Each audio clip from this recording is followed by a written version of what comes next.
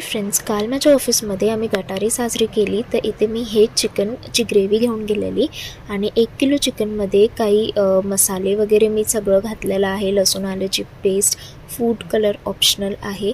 मसाल्यांमध्ये मी हळद, लाल तिखट, चिकन मसाला, परत घराचा थोडा मसाला आणि ब्लॅक पेपर पावडर, धन पावडर, जिरं पावडर, काळी मिरी पावडर, फूड कलर जसं मी म्हणलो ऑप्शनल आहे, दही, कस्तुरी मेथी हे सगळं घालून चांगलं एकदम मिक्स केलेलं आहे.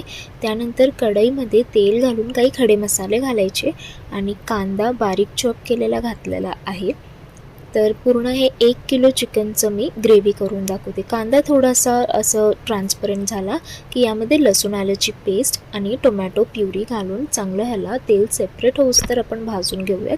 त्यानंतर पुन्हा एकदा लाल तिखट, चिकन मसाला, काळी मिरी पावडर, मीठ, हळद हे सगळं घालायचं, मस्त मिक्स करायचं आणि जे मॅरिनेट केलेलं चिकन होतं ते घालून आपल्याला चांगलं ह्याला एकजीव करून घ्यायचं आहे. पाणीसुद्धा थोडंसं यामध्ये घालायचं. तर दहीलासुद्धा पाणी सुटतं, तर त्या हिशोबाने तुम्ही ॲडजस्ट करा. एक छोटं बटरचं क्यूब घालून चिकन मस्त शिजवून घ्यायचं.